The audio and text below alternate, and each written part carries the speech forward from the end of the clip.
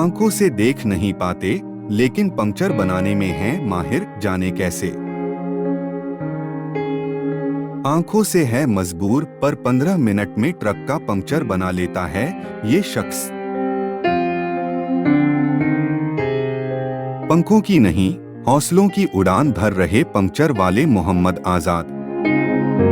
मोहम्मद आजाद दोनों आंखों से हैं दिव्यांग पर वाहनों का पंक्चर जोड़ते हैं पक्का।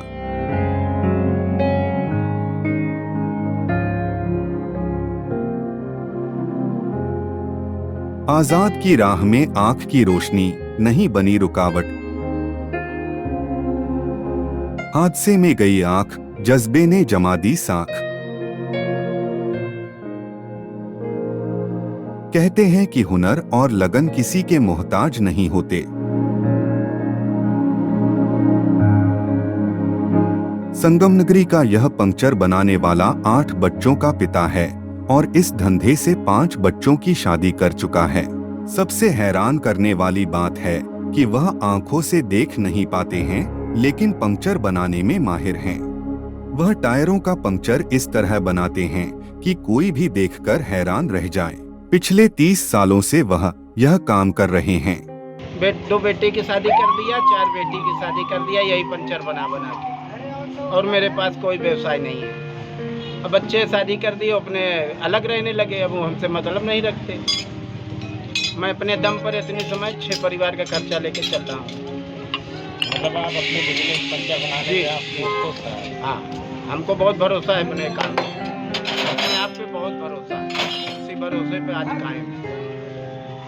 लगभग इस काम को कितने साल से आप कर रहे हैं? हम इसको लगभग 38 साल से 40 साल हो गए हमको करते हुए।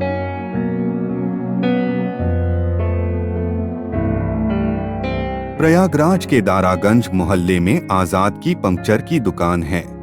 इस दुकान के सहारे वह परिवार के 10 लोगों का पेट भरते हैं। 50 वर्षीय आजाद बताते हैं कि जब भी कोई उनके पास पंक्चर ठीक कराने के लिए आता है तो सबसे पहले वह टायर में हवा भरते हैं। ट्यूब से निकल रही हवा को हाथ की त्वचा से महसूस करते हैं। इससे उन्हें पता चल जाता है कि पंक्चर कहां पर है। इसके बाद वह पंक्चर वाली जगह पर फिक्सर लगाकर पंक्चर बना देते हैं।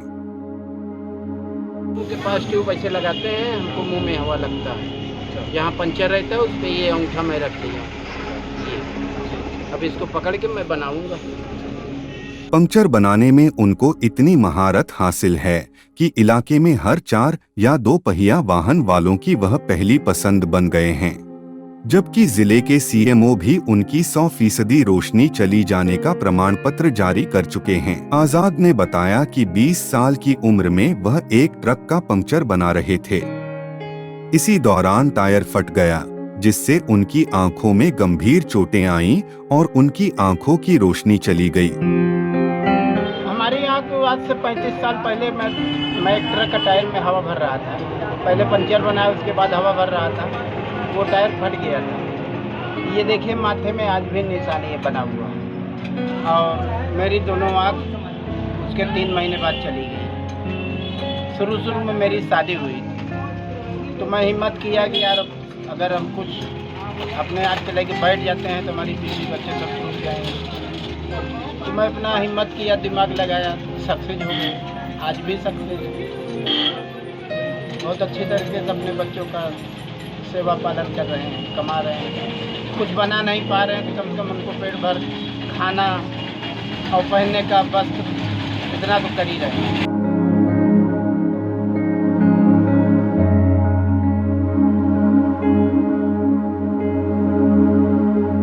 आंखों की रोशनी चली जाने के बाद आजाद का परिवार अनाज के एक दाने के लिए तरसने लगा। आजाद के सामने भीख मांगने के अलावा कोई चारा न था, लेकिन उन्होंने हिम्मत नहीं हारी और जिस पेशे से उनकी आंखों की रोशनी चली गई थी, उसी पेशे को उन्होंने फिर से शुरू करने का ठाना। शुरुआत में उन्हें परेशानी हुई, लेकिन धीरे धीरे उन्हें इस काम में महारत हासिल हो गई। आज वह अपने इसी पेशे की मदद से परिवार का पेट भर रहे हैं।